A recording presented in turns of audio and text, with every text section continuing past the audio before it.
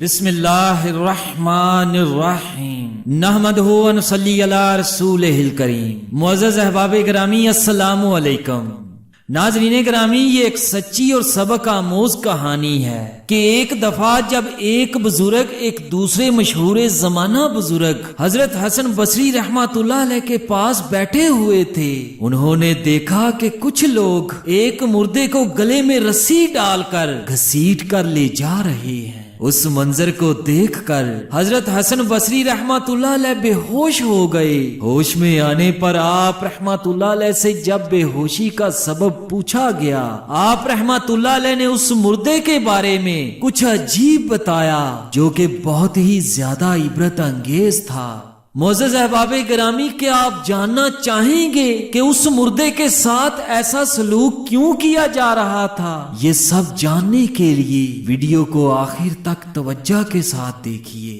کسی بزرگ کے حوالے سے لکھا ہوا ہے کہ وہ بزرگ فرماتے ہیں کہ ایک روز میں حضرت حسن بصری رحمۃ اللہ علیہ کے پاس بیٹھا ہوا تھا کہ کچھ لوگ ایک مردے کو گھسیٹتے ہوئے وہاں سے گزرے۔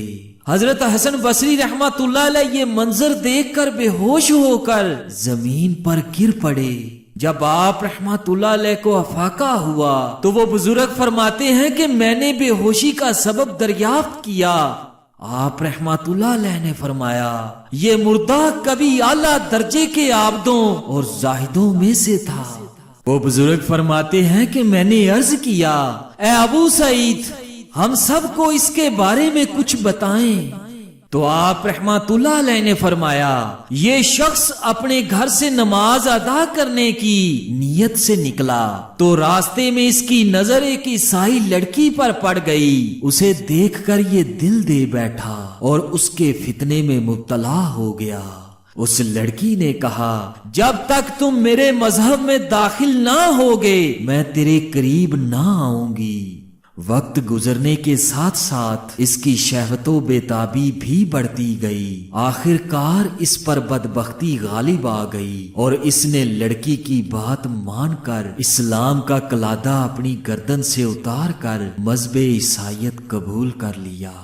جب لڑکی کو اس بات کی خبر ہوئی تو اس نے کہا، اے شخص، تجھ میں کوئی بھلائی نہیں، تو نے گھٹیا شہوت کے لیے اپنا وہ دین چھوڑ دیا جس پر تو نے اپنی پوری زندگی گزاری تھی، مگر میں اللہ تبارک و تعالیٰ کی ابدی نعمتوں کے حصول کے لیے عیسائیت چھوڑ کر دامن اسلام میں آباد ہو رہی ہوں۔ پھر اس لڑکی نے یہ سورہ مبارکہ تلاوت کی۔ ترجمہ، اے نبی مکرم، آپ فرما دیجئے، وہ اللہ ہے جو یکتا ہے، اللہ سب سے بے نیاز، سب کی پناہ اور سب پر فائق ہے، نہ اس سے کوئی پیدا ہوا ہے اور نہ ہی وہ پیدا کیا گیا ہے اور نہ ہی اس کا کوئی ہمسر ہے۔ لوگوں کو اس لڑکی کے منہ سے قرآن سن کر بڑی حیرت ہوئی۔ اس سے پوچھا گیا، کیا تم نے یہ سورت پہلے سے یاد کر رکھی تھی؟ لڑکی نے قسم کھا کر کہا، ہرگز نہیں، بلکہ میں تو اس سورت کے بارے میں کچھ بھی نہیں جانتی تھی، لیکن جب اس شخص نے مجھ سے اپنی شہوت پوری کرنے کے لیے اصرار کیا تو میں نے ایک خواب دیکھا کہ میں دوزخ میں داخل ہو رہی ہوں۔ اتنے میں اچانک اس شخص کو میری جگہ جہنم میں ڈال دیا گیا۔ یہ خواب دیکھنے کے بعد میں بے حد خوفزدہ ہوئی تو ایک بزرگ نے مجھ سے فرمایا، ڈرو مت، اللہ تعالیٰ نے اس شخص کو تمہارا فدیہ بنا دیا ہے۔ اس کے بعد کسی نے میرا ہاتھ پکڑا اور مجھے جنت میں داخل کر دیا۔ میں نے جنت میں ایک جگہ لکھا ہوا دیکھا۔